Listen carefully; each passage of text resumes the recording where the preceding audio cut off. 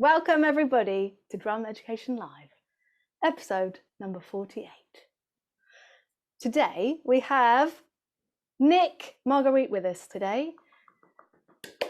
Hello everybody. Thanks for having me here. Thank you for joining us. Yeah. I'm very excited to be able to talk to you two. So you make some wonderful cymbals. I'm not biased or anything, but you are the creator of NickyMoon Cymbals, and I want to really know the backstory of that. But I also know you're a drummer first, so yes. I would love to know a bit more about that. You know, how old were you when you started drumming? Did you have lessons? Let's hear it. Sure. Okay. Drumming for me goes back to as far back as I can remember, being like having human memories. Age like 5 or 6 is when I first remember sort of noticing the drums. I don't remember what the first specific example was, but my parents are both music fans. My dad especially, he's a big classic rock fan. He had a lot of cool records and stuff. So I'm sure that's how I was, exposed to it. He was a big fan of like The Who. That was like his band, a British band. And then the second I became exposed to drums, I just knew like, that's the thing. That's my thing. That's it. Even at like 6 years old or whatever, I don't know if you guys have that same experience, but I just knew. So it was just on from then. Yeah. Cool. Wow. And did you have any lessons or anything? I did. I immediately started, begging my parents to get me stuff like drum stuff. And we lived in like a small apartment, so it wasn't like really possible. So I got a practice pad, some sticks. I think they bought me some rototoms for like my 6th birthday. That was like my first real drums. And then a snare drum. They really gave me like the old, like you got to work your way up treatment. Like my parents are like pretty like old school with that. So I started lessons maybe when I was like around 10, and I took them for years, like very long time. And they made me wait at least 4 years of lessons before they bought me a drum set, 4 or 5 years. Because they were like, we got to make sure. So I was just on snare drum, just doing rudiments and all the syncopation and the Will Coxon and all those books. But it was great because it got my chops awesome. And I got really good at reading drum notation and everything. So then when I finally got a drum set, I think it was like my 15th birthday, 14th or 15th birthday. It was like the, ecstasy. Oh, yeah. Finally. Pearl export, white 5-piece with some crappy Zildjian bronze scimitar hi-hats that just sounded like... That's why you decided to make your own cymbals. Yeah. Yeah. I can still hear them ringing in my ears to this very day. And then I got involved in school. We had a great music program. I was very fortunate in the school system in Easton, Mass, where I grew up. And so I jumped into junior high school jazz band and then high school jazz band, and I did very well with that. And I got some scholarships to go to Berklee College of Music, like summer program. And I did that. And then I was like, okay, well, that's where I'm going, So I ended up going to Berklee, and yeah. Cool. Wow. And from these early stages, were you already interested in cymbals, or it was something that came a lot later? Yeah, you know what, in almost any discipline, whether it be drums or I also played sports when I was younger. Like I played hockey, I was a goalie. I always liked the gear as much as I liked the thing, if that makes any sense. Like I always used to look at the catalogs and look at the stuff and like really be fascinated with the equipment part of it too. So that was definitely a thing with drums. The first cymbals that really captivated me, because I had those beginner cymbals, which are awful. And then you look into the catalogs and stuff, and you're a teenager, you don't have money. You're like, how am I going to get these? Like, what do I do? Sabian AAX cymbals were the first ones that I saw, and it was just like, the wow moment of just like, I really, really got to have those. So every birthday and Christmas and everything, that's all that was on my list was Sabian AAX cymbals until I had a full set of them. And I remember looking at them and trying to figure out like the hammering marks on them and the lading and everything, and just being like, I would love to know how this all happens, but it's just impossible. At that time, it was impossible. The only way you could ever, even get into that was like if you got a job at Zildjian, right? And Zildjian was like 20 minutes away from where I lived, but because they're in Norwell, Massachusetts, which really isn't very far. I was in Easton. It's like maybe 20, 30 minutes. But I applied there, like, can't even tell you how many times, and I never heard back from them. So Now now they're paying. Oh, now Now I'm a they're paying. competitor. boom. Now, Yeah. now they're paying a really high price for that. Yeah. So, but yeah, so Sabian, those were the ones that like really kind of captivated me. And then from then on, I always kind of in the back of my mind was like, man, if there's ever a way to do that, I'm going to try to do it. And any other drum gear or just cymbals? Cymbals always got me more. I loved drum gear too. You know, just this, whatever stuff I would see in Modern Drummer, you know, back then it was, I'm going to be 40 this year. So just to give you guys like a frame of reference for timing, I was like sort of the last generation of people that came up without like computers and internet at a young age. So it was like still magazines, you know, it was like Modern Drummer and stuff. So that's how you saw gear. So yeah, just whatever was in the mags, you know, that excited me. Really. Just to give you a reference of my age. Okay. And until the early 90s, Brazil was closed for any imported companies for anything, not only music, any kind of gear. And so the only way to get Zildjians and Sabians and Paistes were contraband. And I remember I was 16 years old playing this school festival, and this friend of mine who was also a drummer came to me. He said, come, look at this, and we ran from the room where we were, as it was kind of a dressing room, to the stage. And when I arrived at the stage, the guy was putting on the stand a Paiste cymbal. Wow. And we were like, yeah, I don't even remember the sound of it, because just seeing the logo and, you know, yeah, it was the closest I got to any real thing. that's amazing. Yeah, those moments, right? They just imprint into your mind. It just, I didn't realize you were in Brazil though, so that's cool. That's No, I'm in London, but I'm you're from in London. Brazil. Yeah, but You I'm are. from Brazil. Where in Brazil are you from? I'm from the south, a place called Okay. Porto Alegre. Nobody heard Oh, of it. Don't worry. very cool. Very cool. Okay, that's cool. I have people down in Brazil. That's actually where I got some of my best cymbal training. Cool. Really? Yeah. Yes. Yes. Where? Avare in Sao Paulo. My friend Francisco down there, he's a master, and he's actually sort of taken advantage of that, the fact that you guys aren't able to get a lot of these products there, and he's the first South American cymbal factory that he's running down there now, and he's doing really well. Cool. Yeah. Oh. So very cool stuff. I want to dig into that, but I also want to ask more. Like, who's your like biggest drumming influence? Who did you get into? So, okay, this is an interesting thing. I am not as big of a drum nerd as some people might think.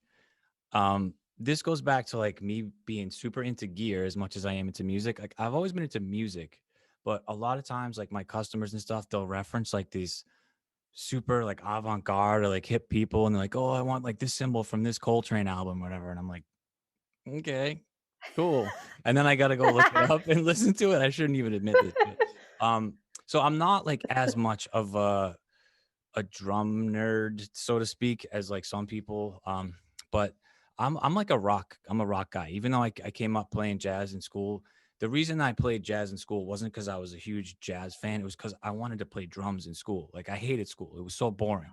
You know, it was just a way for me to play music. So I was like, yeah, I'll play jazz, whatever. I'll play whatever you got, as long as I can play drums. So, but I did listen to a lot of Buddy Rich because my drum instructor was like his biggest fan. So he got me into a lot of Buddy, and Buddy's, Buddy's Buddy. But then it was just rock stuff. Like I went from like Alice in Chains to like Pantera is my band. So like all those guys, Sean Kinney, Vinnie Paul, were really like the guys that I got into. Yeah. I wasn't super into like the Dave Weckels and the Vinny Colaiutas and stuff. Like they're awesome and I respect them. And when I hear them play, it's amazing, but I'm not going to sit here and lie to you guys and tell you that I'm like, I can list their full, catalog and all the stuff that they've done. Oh, me neither. Like, Are you? Do you ever get into double pedal or anything? Yeah, I did when I was an angry young teenage boy, and I had to like let my rage out. That was that was a year that I think my parents were like, we made a mistake getting drums for this dude. We lived in we had my grandparents downstairs and my parents were upstairs because we all lived together, and my drums were downstairs right next to my poor grandparents' bedroom. But they, being the amazingly supportive people that they were, they let me just go after it. So their house must have just been shaken, you know. But I was just down there pounding away at those things. I never got super good at double bass because I never practiced it enough. I just did it more as almost like a way to just vent energy. Mm-hmm. You know. I hear you. Yeah. Yeah. Cool. Mm-hmm. But yeah, I've always been. I never got super comfortable with playing two kicks. I don't. Maybe it's because I learned from a jazz guy, and it was just more about single bass drum and left foot on the hi-hat. Mm-hmm. You know. Mm-hmm. Yeah. Definitely. Yes, ma'am. So how the heck did you get into making cymbals? I mean, how did that come about? What was the beginning like for you? So we're going back to like around 2010 when I was kind of a late bloomer. So I went to Berkeley, right? And I didn't graduate from Berkeley.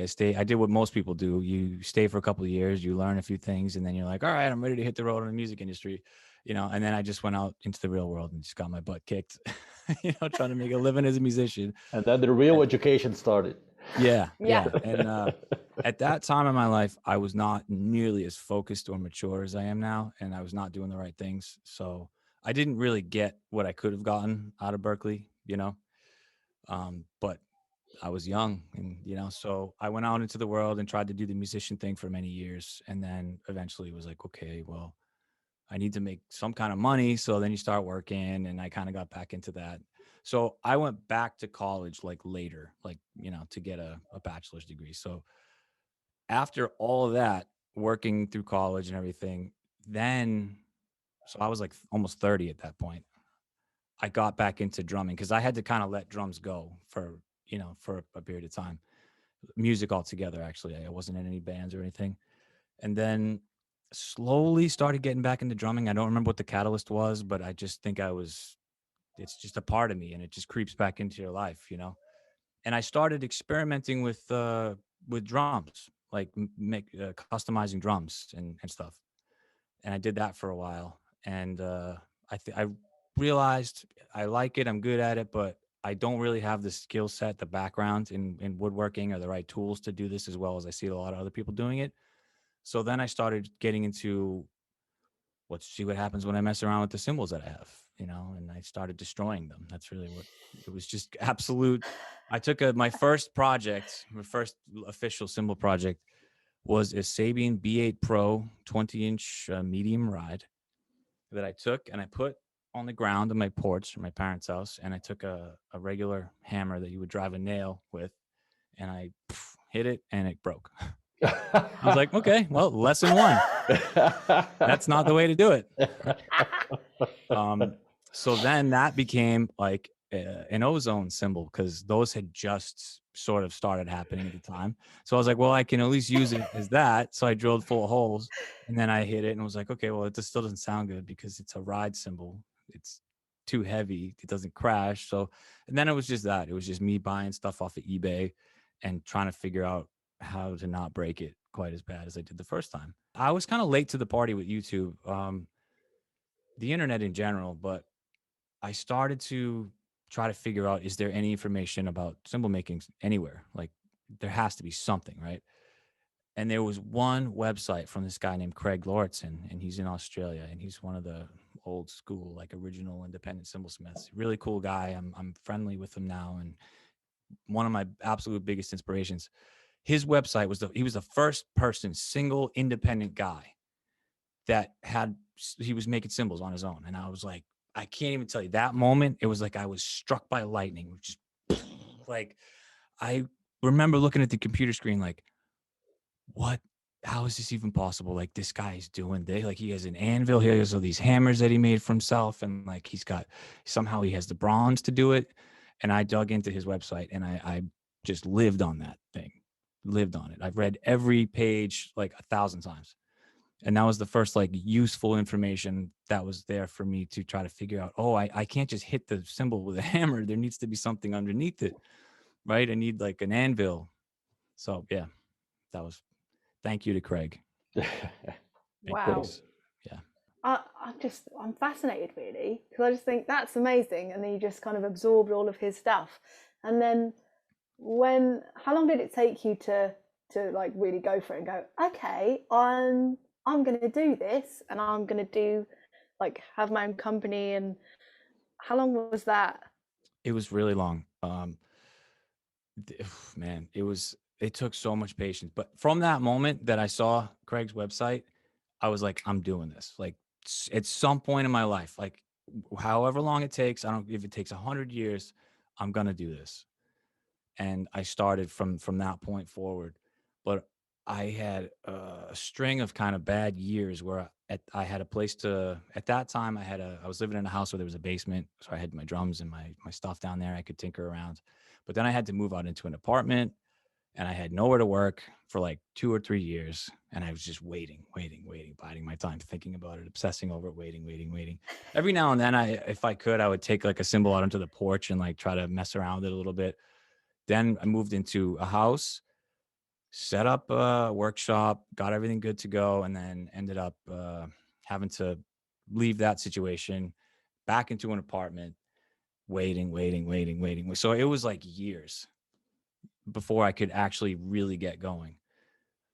And finally, like when I met my wife now, like we decided we're gonna buy the house. We need a house where I can work.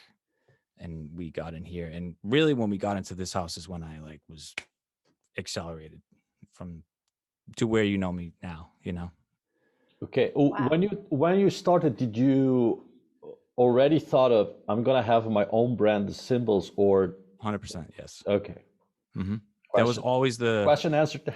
yeah, there was never a doubt that it was gonna be like a hobby, not even for a second. I was like, if I'm gonna do it, I'm doing it all the way, 100%. Yeah, but I mean, like you would have your brand, or in the beginning you were thinking like, oh, I'm gonna customize cymbals.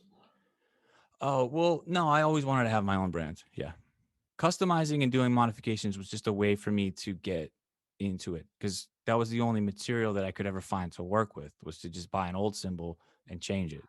You know, it took me a long time to figure out how do I even get the bronze to do it. You know, nowadays it's a little bit more accessible and people are starting to like to get into it. But at that time it was like a mystery, you know? So I had to take Well, some how big, do you? well, so I had to Sorry. take some risks. You gotta contact people in other countries and ask them and send them money via Western Union and hope that they send you something. I mean, it was freaky. Like it was, yeah. And then, you know, you get what you order from them. And the first few places that I got stuff from was complete garbage.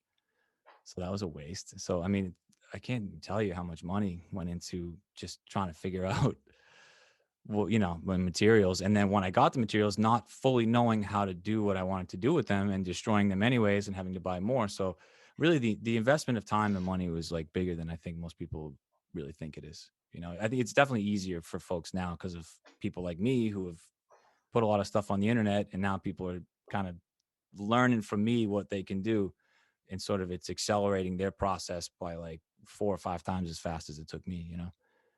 And nowadays, where do you get your material from? Primarily from the motherland in Turkey. Yeah.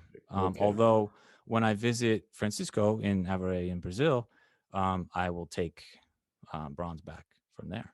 Okay. And And actually, I actually help make the bronze when I'm there. So like I get to actually do the entire process, cool. which was last year at this time I was there learning how to do the casting and the rolling and the tempering and all that stuff, which was just out of this world experience. Amazing. Have you kind of had lessons, for example, when you went to Turkey?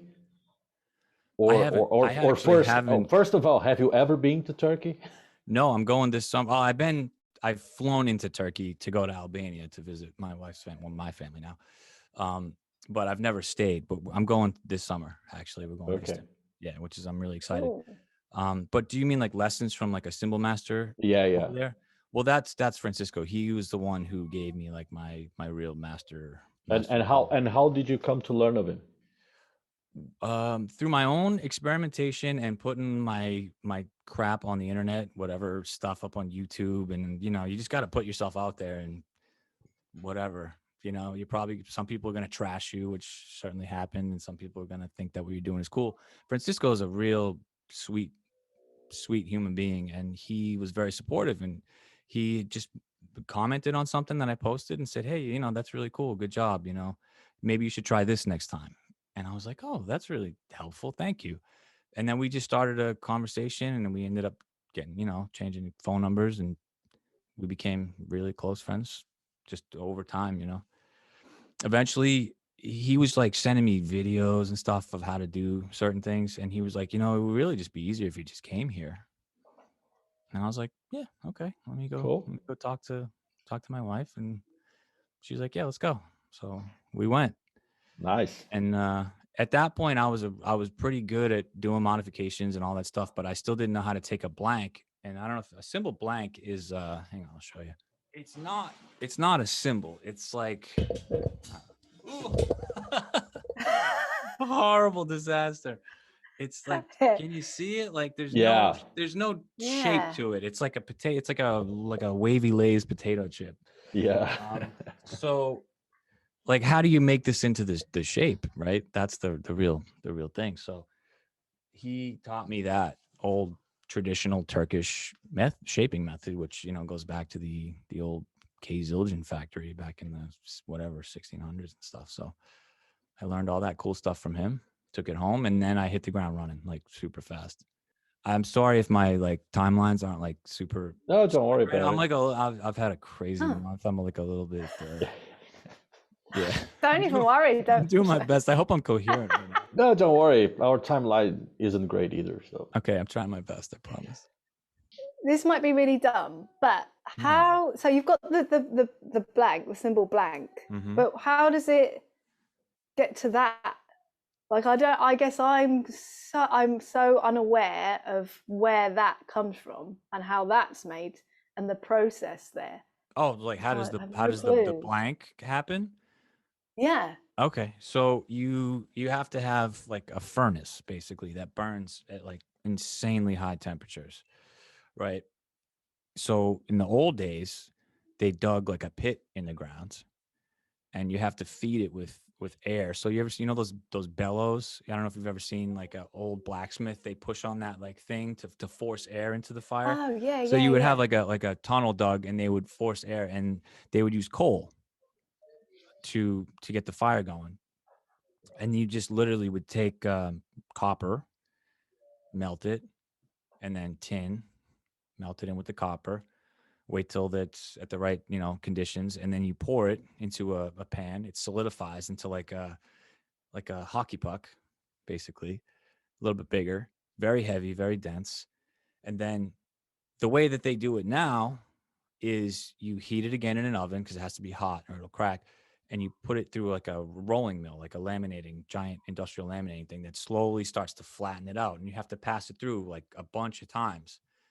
And between every passing, it has to go back into the oven to get up to temperature until it's like kind of sort of flattened at the sort of thickness that you're looking for. Wow. And then you have to circle cut it and temper it and then everything else. But it's a very, very long and difficult process to make the bronze like this. And the Turkish are really the only people that know how to do it this well. Wow. Yeah. Thanks. I'm learning today. Before like rolling mills and like big heavy machinery, like you got to think this is going way, way back. I don't know if you guys if you listen to the Drum History podcast, the first episode that I did, we discuss all this like super in depth. So anybody who's interested, that's a good one. I won't bog you down with like this nerdy stuff too much for this one, but they didn't have any machines. So they would melt the copper in the tin, and then they would have their little ingot, and then they would have to like hand hammer it to flatten it to make their blank, and then hand hammer it cold to make the shape. So it was like you can't even imagine how much work that is, you know. That's crazy. That's It is loads. crazy. Yeah. So Yeah, Thanks. it's in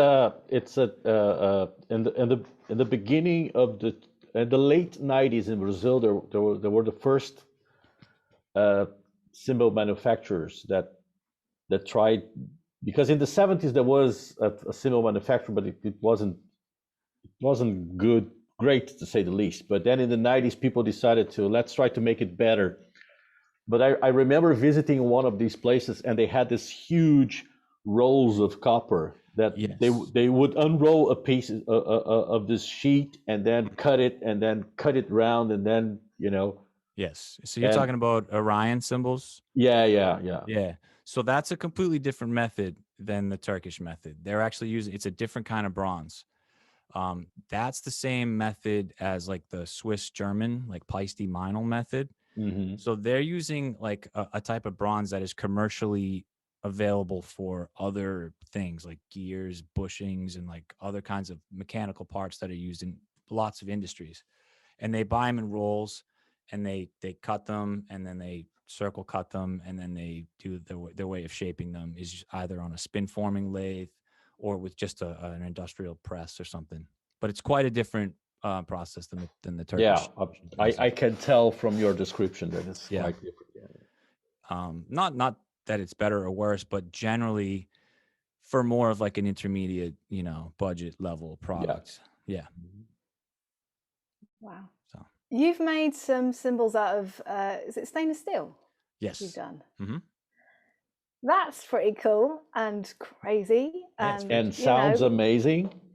Yeah. Yeah. Some people dig it. I It's definitely different. I listened to the 22-inch ride. Mm-hmm. It's like I'm Cool. looking at my bank balance over and over and over and over. Yes, come on, get it. Cool, very cool. Yeah, stainless it's a whole different thing.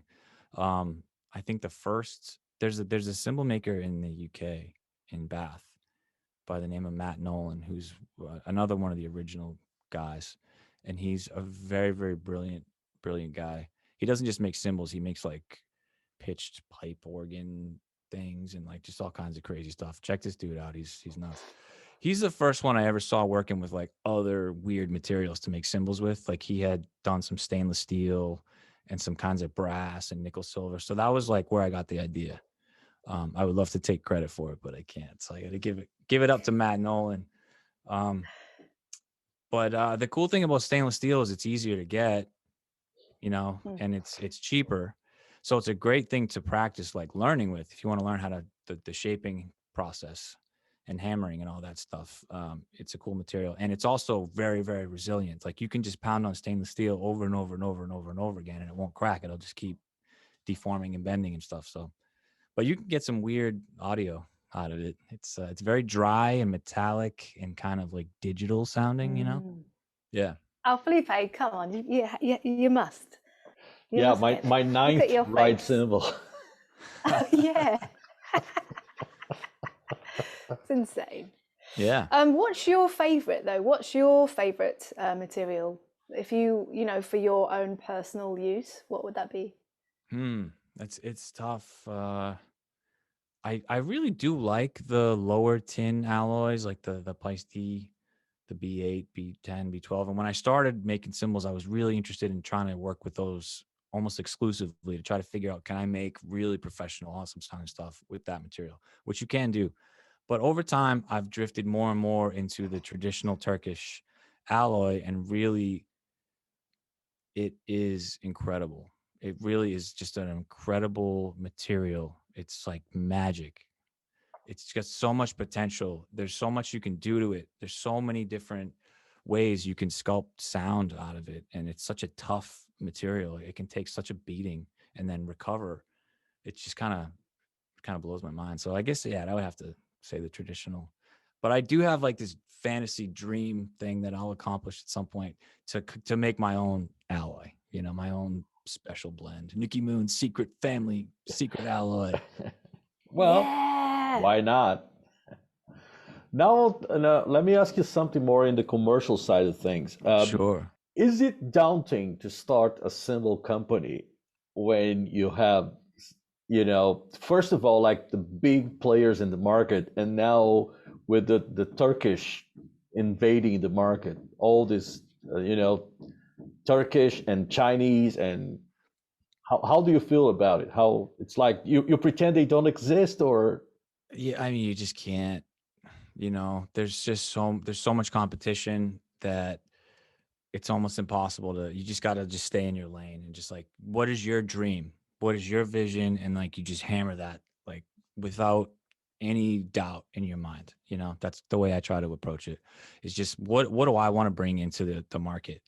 And I think I have a unique angle that I don't think anyone else is doing what I'm doing right now, which is there are other people now, independent guys like me, just single people that are making cymbals, but pretty much all of them, almost all of them, are just trying to capture like the old K Zildjian jazz cymbal vibe.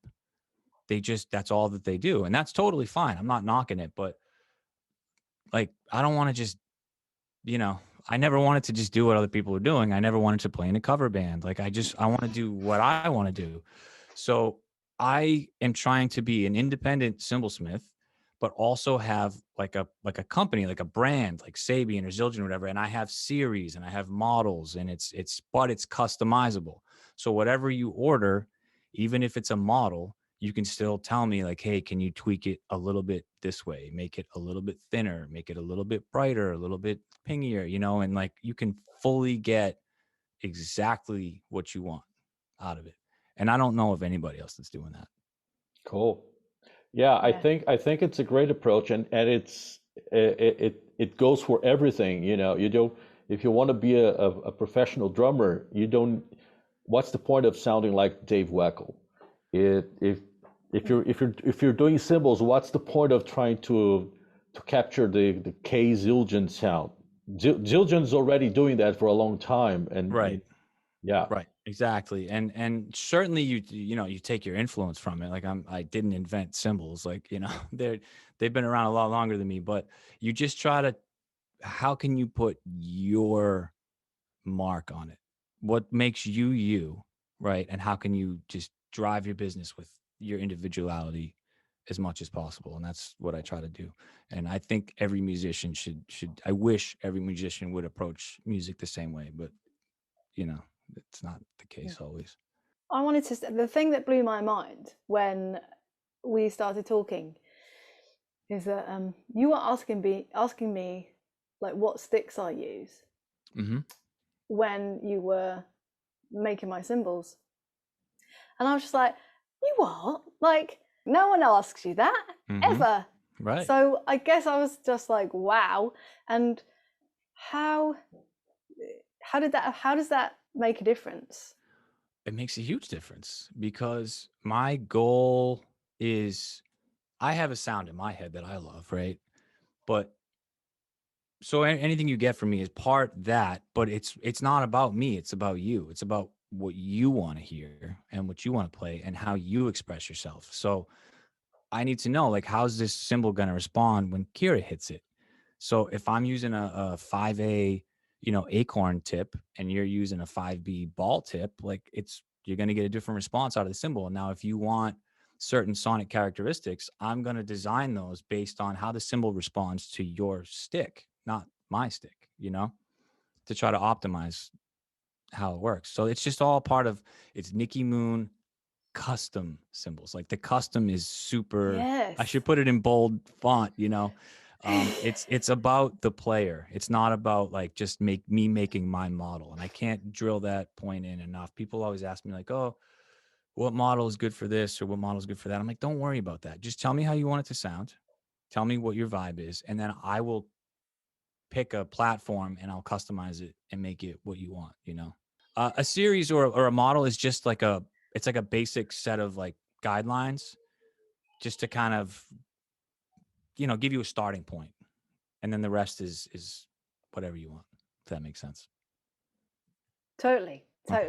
And yeah, what caught my eye when I first started following you, stalking you, was this alien, I've talked about this before, but like this alien symbol, like you had a symbol with an alien face, and I was just like, I need that in my life. Yeah, Because doesn't everybody? Just to put on your living room. Yeah. Above the sofa. Yes. Totally. No, but I'm being serious, because when I think of my symbol setup and where I want it to be, it involves some art stuff. Like, why not? Why have I not seen this before? Yeah. You know, and I just think, yes, this is why it's so cool, because you're not only making symbols that sound amazing and customizing it to that, but you're also involving art as well. Like, Sure. where'd that, I don't even know that was possible. Yeah. Well, so art definitely, I'm glad you brought up the word art, because that's what this is it's art. Like when I make something, the way it looks is the way it sounds is number one, but the way it looks is very important to me. Like the visual, it has to look well crafted and beautiful. Like if it's not, it's like a reject. I'm not sending it out. No way. Um, so yeah, visual just is all part of it for me. Like I go back to that moment when I saw that Sabine AAX and I was just like captivated. I want every person that opens a box from me to get that feeling when they look at it, you know?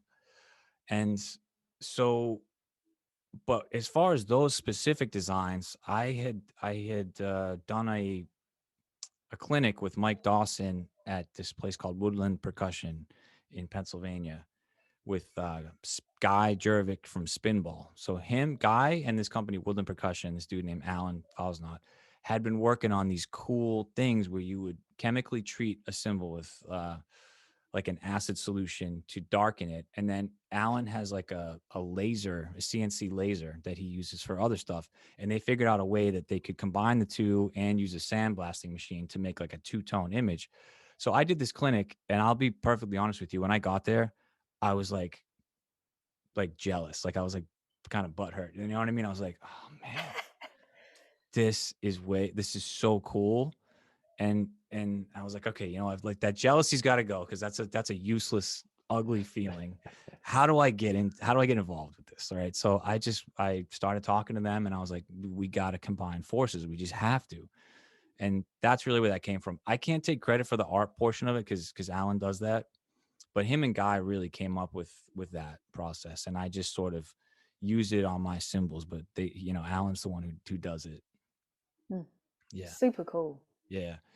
And, you know, really, I thought it would take off more than it has, because the cool thing about like that alien symbol and all those symbols is that you can play on that. It's not just like, it's not going to go away. Like it's on there, you know, it's a well-protected image. So like you can play on that symbol and it sounds great. It's not like it ruins the way the symbol sounds at all. But it is a little bit, it does add obviously a little bit of expense to the symbol, because it's a whole, I have to first make the symbol, then I have to send it to Pennsylvania. Alan's got to do his thing. I got to pay him for his labor. So, you know, it adds a little bit. It's not crazy money, but it didn't take off quite as much as I had expected. So, but we still make them for people when they request them. Do you customize the art as well, or is just the alien thing? Oh no, yeah, we can do pretty much anything as long as it's two-tone. Like it can't be shaded. There can't be, you know, degrees of shading or different colors and stuff. It's just like a dark and a light. And we can't infringe copyrights too. That's the other thing. Like, you know, I can't put like a sports team logo or something on it, because then I have to get licensing, you know, rights and all that. And I don't want to get into that at this time. So it has to be some sort of either original or copyright free image. Cool. And then I'll basically just send someone's idea to Alan, and he'll tell me whether or not it's possible. But he's really been pushing the limits of what's possible, and he's done some insane designs. Like the patience this dude has to do that. Like, so the laser cuts the image out, but then we have to peel the tape off of the lighter part of the image. And then he has to go in by hand and sandblast all of that. And like, I mean, he's got a real surgeon's like steady hands and just like an incredible patience to be able to do that. So like, it really is a lot of work. I don't think I could sit there and do that for that long. I don't ever know. So how long does it take typically to make a cymbal? Is there Um, like an average amount of time? you know, I've tried to track this because it's good business practice to know how long it takes to manufacture. But the thing about cymbals that's so tricky is they're so individual. Every piece of bronze has different characteristics, and you have to work with what you have and not just apply. This is why factory brand cymbals are kind of like boring and kind of not that great sometimes, because they treat it like they're manufacturing any other product, which is as long as it's the right shape, the right weight, the right size, and it meets the tolerances, it's a go. We're going to sell it. But for me, if it's not exactly the sound that I'm going for, the customer's going for, I got to take it back to the drawing board and we got to keep going. So some cymbals I can make in a couple of hours, and others take weeks of going back and forth before I'm happy with it. So it's tough to answer, but if you really had to, yeah, give me 2 hours and I'll knock it out. Okay. But I don't ever spend 2 hours on anything. It's always way more than that. Yeah. Awesome. And I guess the last one was just more about advice for drummers. Like, if you get many people messaging you about like endorsements and stuff like that. But Oh, yes. what's your one piece of advice? What's your one piece of advice? That's the nightmare of the manufacturer. Yes, it sure is. My one piece of advice for those people is to think before you start typing or speaking. My advice for those people is first have a career. Yeah. Do not like devalue what I'm doing. Like do you want to play a gig for free? No. No. Right? Do you want to put your album online for free download? No, right? No. Because it devalues what you do. So don't devalue. If you value what I make and what I do, like, you should be willing to pay for it. Now, that being said, there are people like Kira who an endorsement situation really makes sense because it's not even an endorsement. I look at it as a partnership. We're business partners. We work together. We're a team. She's got stuff that I need and I got stuff that she needs. And so we make it a teamwork. But people don't think that way. They just think, what's in it for me? So your first line, if you're going to approach me, first of all, don't say yo, bro, or whatever. Like, talk to me like a grown man. I'm 40 years old almost. You know, respectfully, write me an email. Don't do it on a DM. And open with what you got going on. What are you bringing to the table? Organize it, make it look professional, like you're applying for a job, and then maybe, like, you know, we'll talk. But this stuff of like, hey man, I'm 14 and I play in church, and like, you know, people see me sometimes, like, that doesn't do anything for me, dude. Why am I gonna give you a huge discount? You know, why? Yeah. So it just doesn't make sense. So just think, this is a business. Yeah, it's a passion project, but if I don't make enough money to sustain what I'm doing, I'm gone. You know, and that's why so many instrument manufacturers and even musicians fail, is because they forget, like, they feel so desperate for business or desperate for gigs that they don't think smart from a business perspective. I think nowadays is worse than that. They get so desperate for likes on Instagram that they don't think. Yeah, you know, it's because sad. this is great advice. This week, a former student of mine, he called me and said, "Oh, I got this gig. It's a tour that's going to happen in the summer. Can you give me the contacts with the companies that support you?" I said, "Yeah, but just because you have this tour that's going to happen in the summer, you know, don't be too send the emails, but you know, first of all, be professional, and second, don't expect anything in return." Certainly, and don't expect free. That's the other thing. Like, nobody, not even the world's top drummers, get free stuff. Really, maybe like a couple of, maybe Neil Peart. But you know what? Even if it was free, it's not even his. They make it. You can use it for as long as you're playing it, but then when you're done, like, it belongs to the company. So like, that's just the way it works. You know, it's business. It is. So just, you know, be professional. That's really the number one thing. Be professional. Know what you're asking for. Think before you ask. And yeah. And if you're a musician or a business person, I know we're all under incredible competition. There's so many people trying to make it in the industry that we're trying to make it in. But don't sell yourself short to the point where you feel so desperate that you have to do everything for free. when you're getting started, okay, sometimes you gotta bend over and take it a little bit. Sorry, that's an inappropriate way to say it, but you know, you But gotta it's take the it. truth. Yeah, Yeah. but as soon as you start gaining some traction, like you got to start figuring out, okay, like this has to be sustaining, or it's just not gonna happen. So that's it. Right. Cool. Okay, sir. Thank you very much. No, thank you. It was a pleasure really speaking good. with you. It was really, really, really good. I had a ball. I Me really too. appreciate this. I could chat for longer, and I feel like I've learned loads. Like seriously, it's been great. I'm like, oh, all right, cool. Well, I thank know you so more. much So again thank for the you. opportunity. I really, really appreciate it.